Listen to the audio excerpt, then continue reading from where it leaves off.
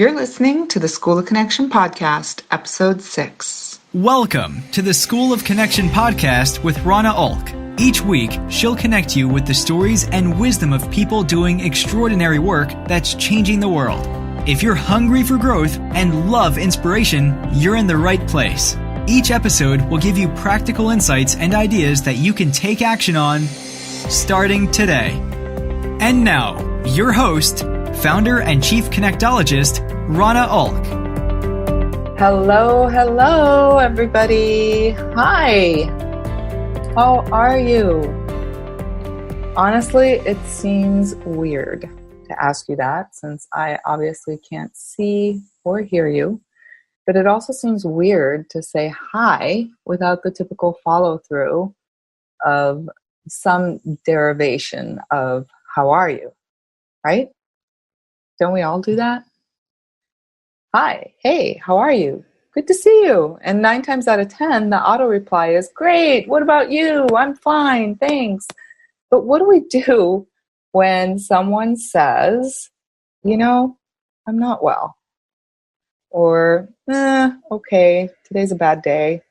And more importantly, how do we feel ourselves when someone else appears to be unwell or suffering? It's not often, granted, when you're just casually saying, how are you? But there are many times when we encounter people who aren't well or suffering. Are you sympathetic? Do you empathize? Do you feel compassion? And what's the difference between all of these anyways? And when and where does it matter? Immanual Joseph is my guest today.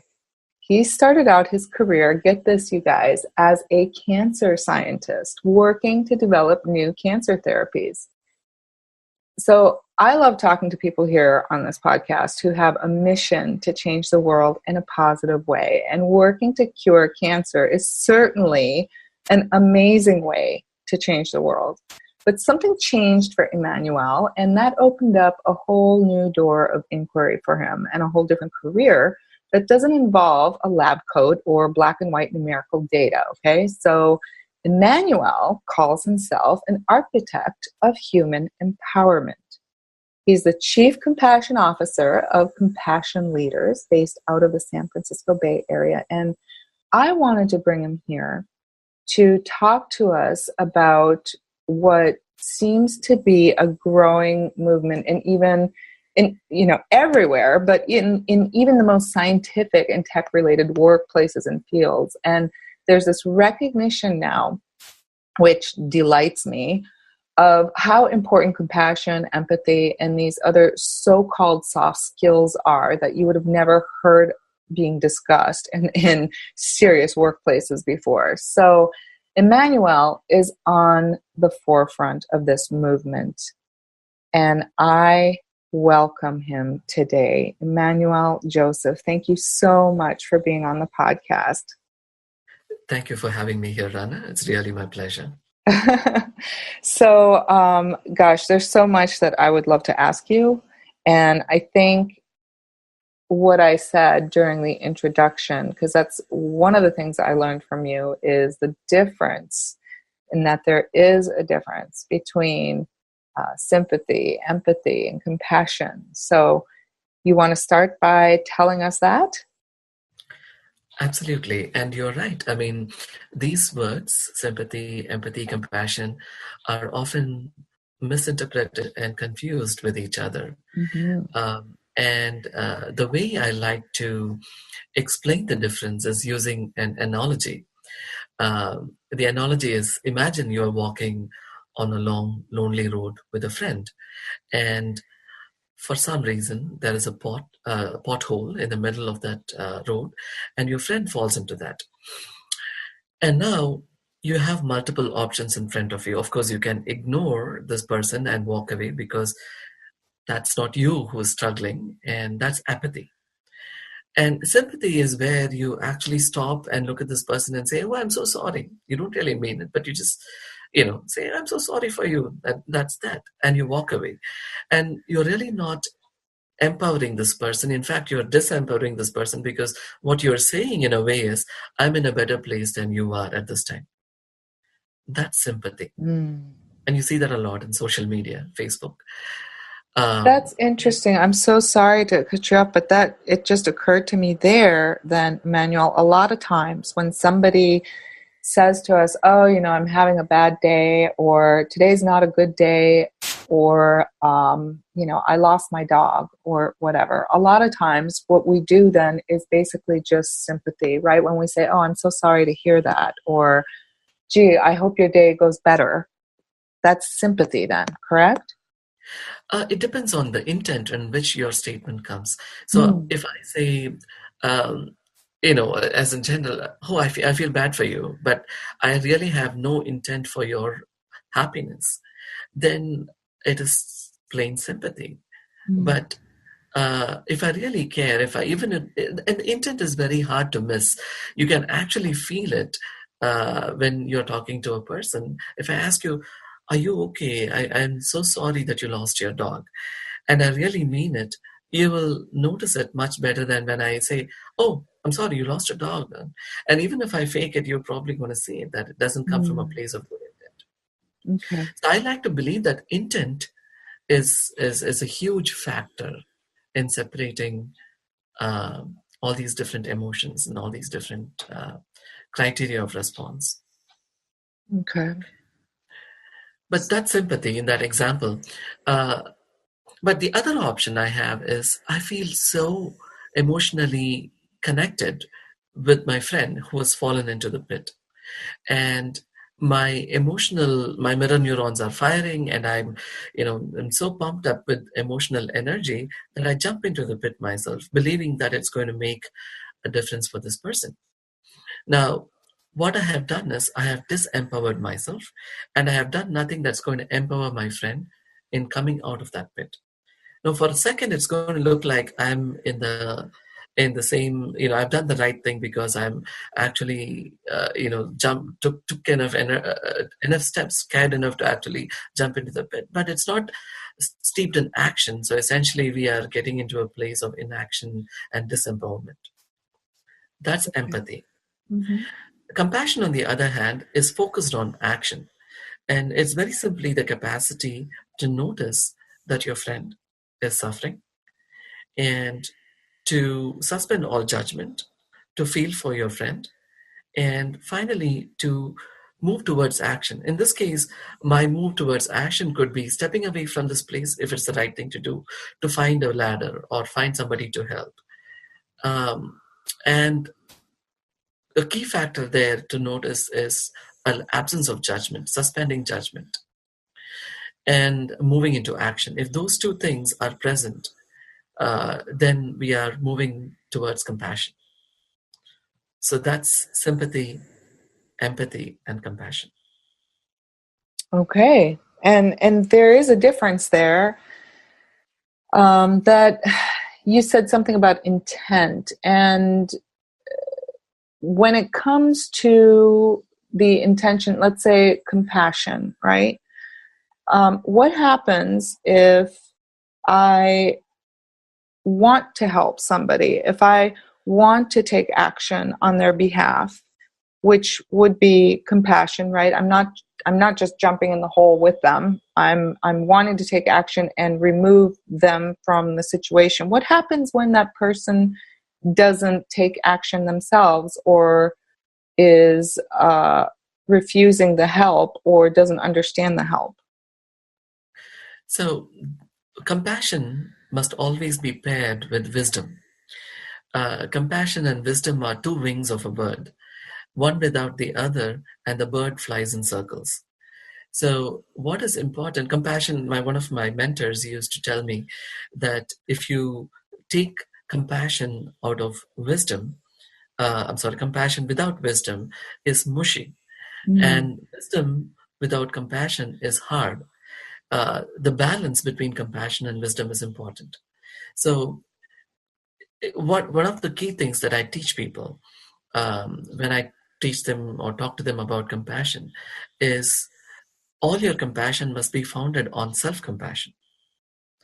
Now, it's kind of self-compassion is kind of like the oxygen mask that drops down from the aeroplane, and the instruction is always wear the mask first before you put it on the person next to you. Mm-hmm. That's because if you don't have the oxygen to take care of yourself, you really cannot handle the person or take care of the person next to you. Your brain's not going to function properly. So self-compassion is like that. And let's say in a situation where you're offering help to a friend and your friend is refusing it, there comes a point where you know that it is no longer compassionate for you to try to pursue the action of helping your friend. And when you know that it is no longer self-compassionate, then you stop and you try to move on, because there is a whole lot of other experiences that you can share with the world to create a more compassionate place, if that is your intent. And so in this at least content context, at least I would like to think that self-compassion is the wisdom that balances compassion. I think that's really important because there are so many situations for many of us. And as a coach who worked with a lot of women, I think oftentimes we feel compelled to act or to help somebody, and we confuse compassion and self-compassion and empathy. And it's like you can't help somebody who refuses to help themselves, right? But yet there are times when we can beat ourselves up about not being able to help somebody nevertheless. Does that make sense? Absolutely. I agree with you. And sometimes the most compassionate thing to do is to walk away from the situation and help them figure out. So I believe that we are in people's lives for a reason, a season, or a lifetime. And uh, we need to know what our position, our place in that person's life is. And of course, we give our best in whatever effort that we take, but maybe we are not the right solution for them. Maybe the way we perceive compassion um, as what is being compassionate for them is not what in their minds is compassionate for them at that point in time. So I think that uh, I have this structure that I have created called the 9 pillars of compassion. Mm-hmm. Um, and it's 9 different life skills that help us understand compassion and practice compassion in every aspect of life, including the workplace. And one of the 9 pillars is this idea of following the platinum rule. And some of us are familiar with this. It was created by this coach named Tony Alessandro. And what the platinum rule says is, see, the golden rule says, treat others as you would like to be treated. But Yes. what platinum rule says is, treat others as they would like to be treated, simply because their preferences and their way of looking at the world could be different from how you want to see the world. Yeah, And so, or their expectations could be different than my own. And sometimes it's hard to see that. exactly, Mhm. exactly. So when we coach people and we say, that see sometimes that there is a disconnect, maybe the platinum rule applies and say, what, this, from my perspective, the best I can offer, and in a way that is compassionate to me. However, if that is not what this person wants, I give them the understanding and I wish them the best. That is such a great point to make. How often do we get in trouble, especially in some of our more intimate relationships, when we treat somebody the way we want to be treated, and when it's not reciprocated, we feel disappointed and we think, but wait, I've been treating you the way, I've been showing you the way I want to be treated, but to the other person, they're not understanding that. They're loving you the way that they would want to be loved. And sometimes there's that mismatch. Oh, So absolutely, interesting. absolutely. Yeah. It's an interesting quick story that I can share on that. So there's a husband and wife been married for 30 years, and they have this morning routine where the wife bakes bread every day, and it's been the tradition that she would take off the soft part of the bread, the top part, give it to her husband, because she believes the husband deserves the best, and then she takes the bottom crusty part, and to her, that's a way of making things work for the relationship. So 30 years goes by and a 30th wedding anniversary, and she wakes up and thinks, I deserve something better than I always do. Every day I've been sacrificing the best part for my husband. What if today, as my 30th anniversary gift, I give myself the soft part of the bread? So she goes up and eats up the soft part, and now she's feeling guilty because all that's left is the crusty part. And she's waiting. The husband comes down. He, as usual, goes and eats it, and now, to her surprise, he seems happy. He turns to her and says, "For 30 years, I've wanted to eat that crusty part, but I know you love that, so I've given up for you. But today, I'm so excited that you decided to give me the best part of the bread." Perceptions of what works and what doesn't work, right? Yeah. Uh, Communication helps Yeah. to communicate authentically, and to create a habit of communicating authentically, whatever life situation is, whether this is a workplace, whether this is home, to understand each other preferences, I think, is a foundation for practicing compassion, following the platinum rule. Yeah. Yeah. That's awesome. So, Emmanuel, I want to know what brings you from being a cancer scientist, which is changing the world, to this arena of compassion. What happened? So it's an interesting journey. One of the realities of cancer science is this: it takes a really, really long time to develop a cancer drug. It takes more than 10 years on an average, more than $1 billion in investment to take one drug from concept to market. And it involves several layers of action. So there's the scientists, the bench scientists like me, who create the drugs, who try out new combinations, who follow the science actively, create stuff. Mhm. But we create tons of stuff and we screen them, and then one of them might click. And that one goes through animal testing, and then higher animal testing, and then it goes to phase one and then phase two. Different groups of people take on those responsibilities. It's impossible for one person to take on the entire gamut of the development process.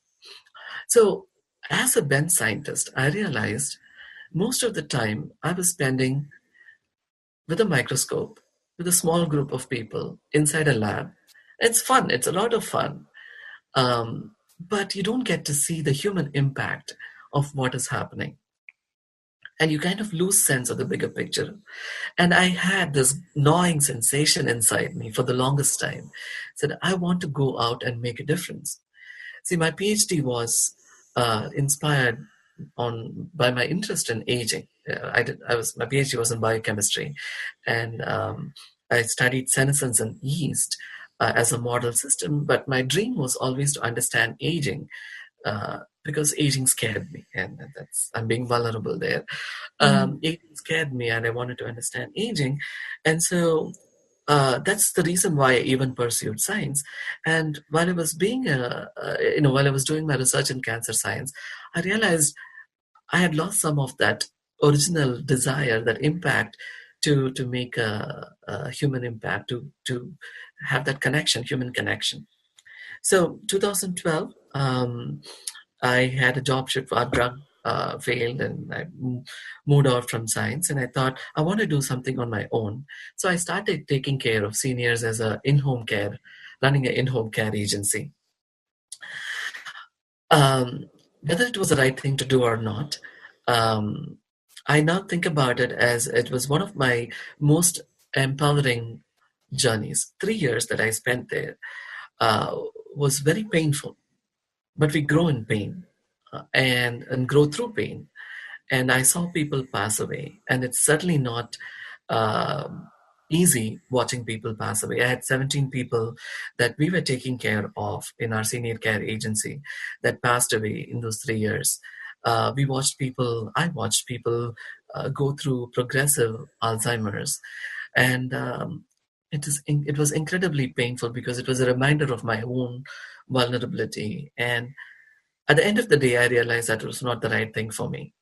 Um, some people are primed to do it. Doctors, nurses, caregivers, they have this extraordinary capacity to handle human pain. But I, at that point in time, was not mentally prepared. And I went through depression, watching all of this unfold in front of my life. And I went through what I understood at that time was what I thought was compassion fatigue, which I now understand as empathic distress. Empathic distress. Empathic distress, yes. Okay, so this is the empathy where you're jumping in the hole with them. Exactly. Whenever I saw my people go through emotional trauma, I imagine myself, I put myself in the place without trying to do it. My mind would automatically go through that pain.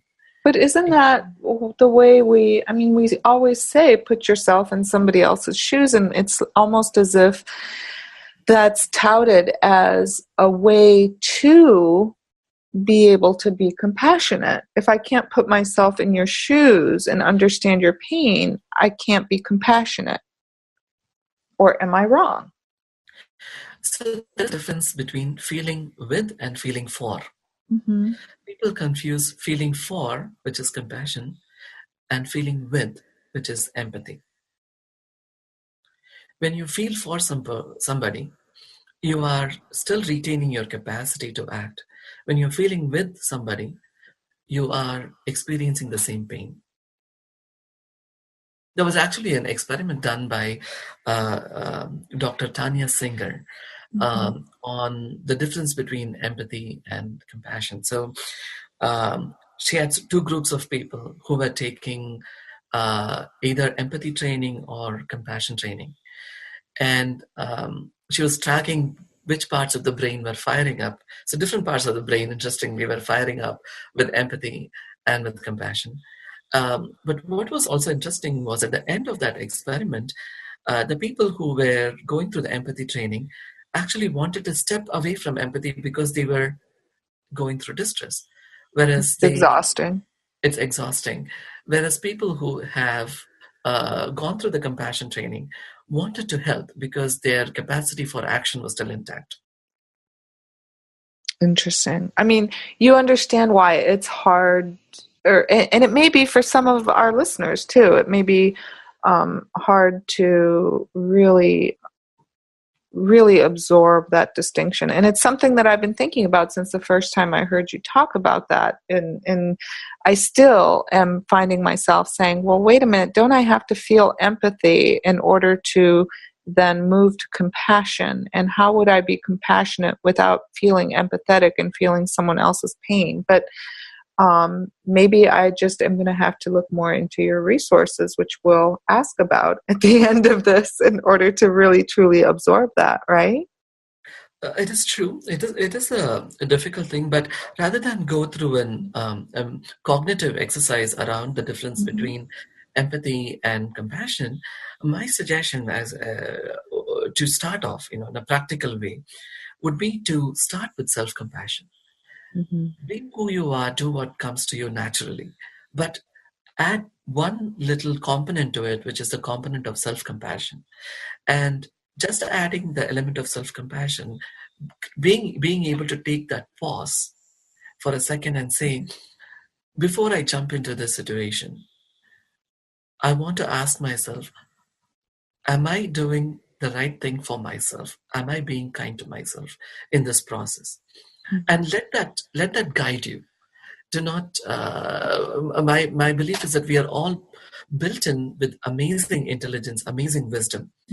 So we just need to nudge things a little bit here and there, break our older conditioning a little bit, and part of that process might be to stop and pause and ask, am I being kind to myself? Yeah. Yeah. And I think our mind and our wisdom will automatically guide us in the right track. Yeah. And like you said, and I've experienced this as well, and I'm sure many of our listeners have, when there is something that happens when you feel too much empathy and are very empathetic, it is exhausting, it is draining. And so you were saying that that's what you were experiencing when you were caring for so many elderly people, and you thought that it was compassion exhaustion, but it was actually empathic distress. Absolutely, Before absolutely. before I Yeah. interrupted you. No worries. So then what did you do? How did you know that difference? How did you realize that difference yourself? So that depression, that pain that I felt Mm-hmm. prompted me to understand what I was going through. It was this curiosity in me. I mean, why am I feeling so much pain? And as I started exploring this field, I realized I was not the only one. There is so much of anxiety and unhappiness and um, uh, fatigue all around me, especially in the workplace. I mean, where we spend the majority of our time. Uh, I asked one of my mentors once, what is suffering? I mean, because compassion says it is the ability to notice suffering. I said, where is suffering? And her answer was, wherever there is more than one person in a room, there is suffering. So workplaces, we have people and we are suffering. And I said, oh no, we need to do something about it. And I was privileged because as I was going through this mental journey, I met some amazing people who guided me, who were my inspirations to create what I have created. Dr. James Doty from the Center for Compassion and Altruism Research in Stanford, Rajesh Sethi, who is one of the fantastic minds in the Silicon Valley and who's an advisor. Absolutely. Yeah. So all these amazing people that I have met who guided me, nudged me to understand compassion more, to understand what is happening in this human journey and why the human connection is missing and how we can create it with compassion, how can we build more happiness in this aspect of our living. And so that's when this journey started. And I created an app which I thought was going to be the next Facebook of compassion. It's still there, Uh-huh.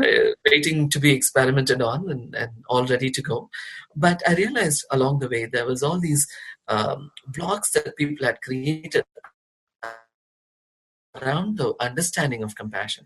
People thought compassion was, when I took it to workplaces, when I took it to decision makers and companies and CEOs, and I had conversations with them, I realized they didn't understand what compassion was. Because what I was telling them was, let me come and give your team a course on compassion, an experience of what a compassionate workplaces look like. And people would say, compassion and workplace are oxymorons. They don't belong together. Exactly. And now I realized that I had this mission of becoming an evangelist for compassion. I had to go and convince them that there was a great business case for practicing compassion in the workplace. That is the next move for differentiating a successful company and a not so successful company. And so that's where my journey is, creating these courses, these hackathons.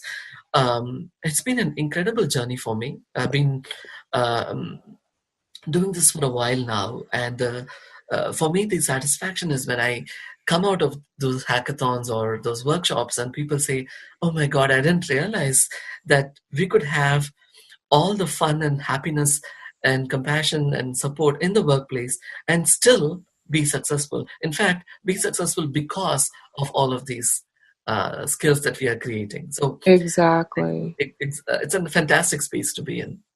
So tell us then how compassion in the workplace does make a difference, because it really is so important for people to understand, especially since we're still fighting all right, you know what? I don't want to use the word fighting. We're still evangelizing and making the case for why these mushy words belong in the workplace, things like feelings and empathy and compassion. So, from your expertise, tell us why it's important and what it does for us. Okay. So, a lot of companies have this in writing in their mission statement and vision statement. They say, our people are our best assets. Mm-hmm. But a lot of times, when it comes to the employee, and you ask them, do you feel like you are the best asset in your organization? The answer is probably a little confusing, right?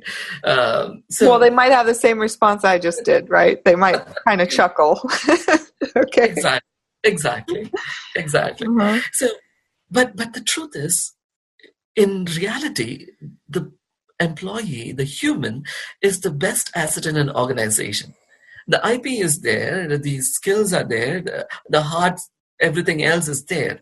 But what really makes your organization tick is the human content in the organization. That is irreplaceable.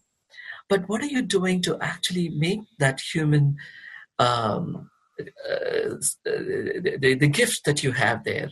How are you utilizing and making the best happen for them? And so that you automatically have to delve into the soft skills. It's nothing that's possible without recognizing that the human there has emotions, needs to be happy, needs to be in an environment where he or she feels cared for, feels supported. So that's where the idea of creating compassionate, happy workplaces comes in. Now, Google did a study. They studied this. They did this research across their teams. They think they have about 48,000 employees, and they wanted to identify what makes the most successful teams. This was called Project Aristotle. This 2 year Project study. Aristotle at Google? Yeah, Project Okay. Aristotle. And they identified the single common factor that stood out between all the most successful teams was this idea of psychological safety.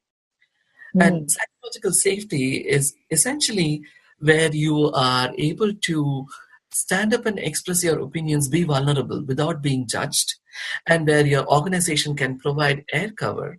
Even if you are making a mistake, you still have the capacity to talk about it, knowing that you're going to be supported in Mm. your workplace and not be um, punished for speaking up. Right now, that it's interestingly uh, one of the components that compassion can bring, because what compassion is, you're creating a workplace where everyone cares for each other ideally, and they observe that when you're going through a down phase, you're supported by the others, right? And your management is compassionate towards you. Your leadership cares enough for you to make sure that if you are going through a difficult time, if you are interested in moving up the ladder, whatever that is needed for you to grow as a human being, your leadership is supportive of you.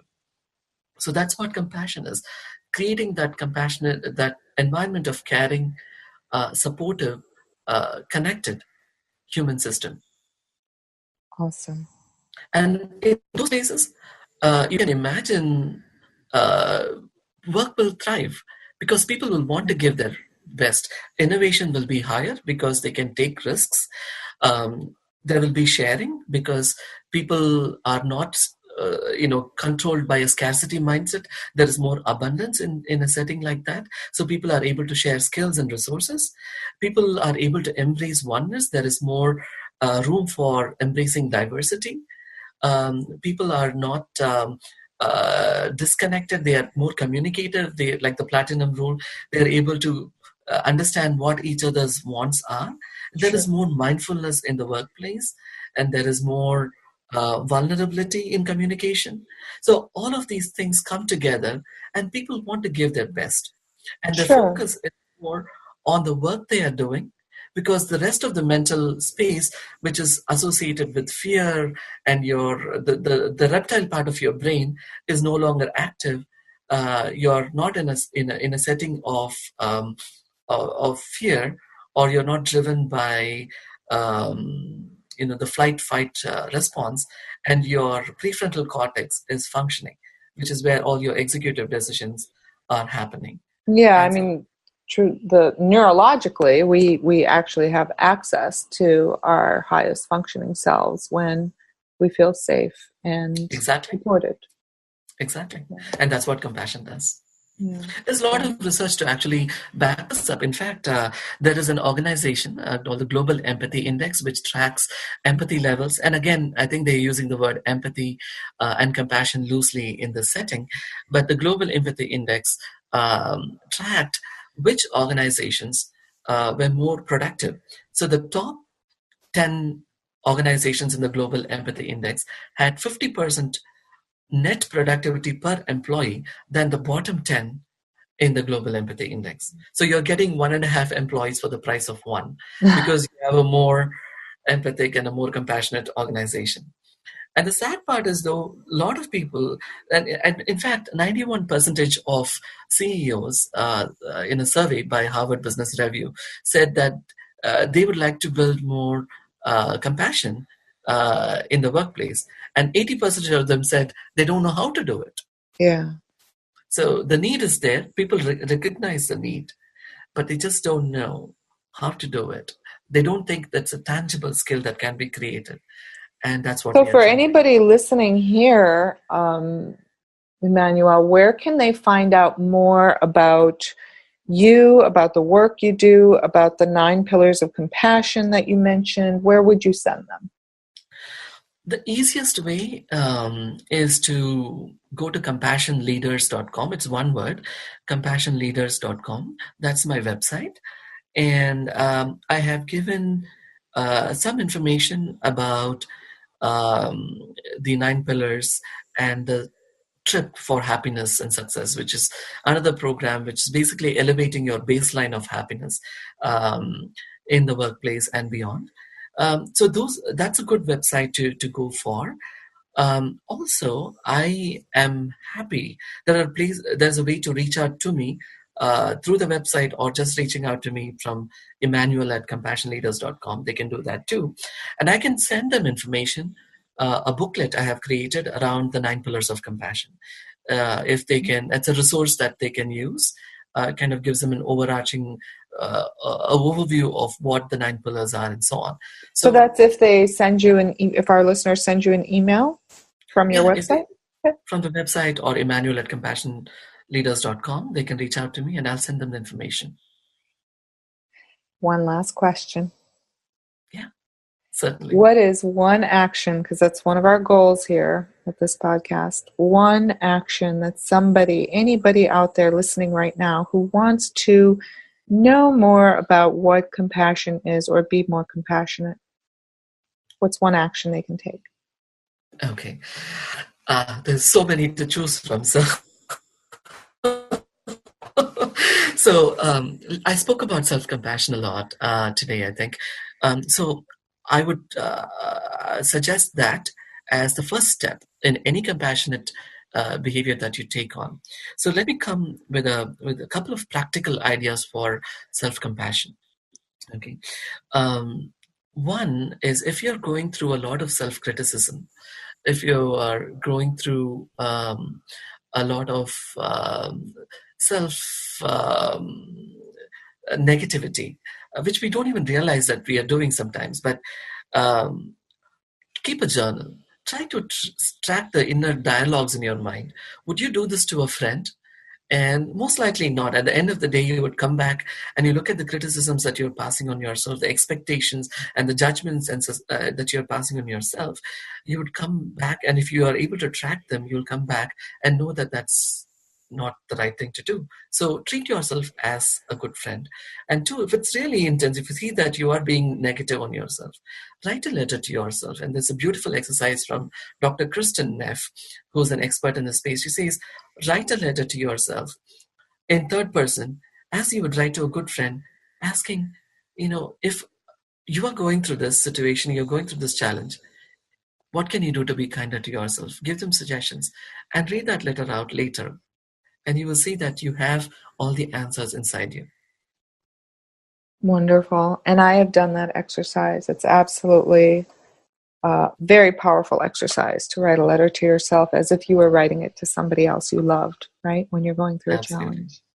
Absolutely. So, Immanuel, thank you so much. Our time is up, but this discussion, you and I have talked before. We could go on for hours and hours. I can't wait to see compassion in workplaces being something that's taken for granted, where we can all learn more, do more. Certainly, as humans, we can always improve in this arena. And I think we need it more these days than ever. So, absolutely. And thank you, Rana, for creating this space, for sharing. And I love your School of Connection, the work that you're doing.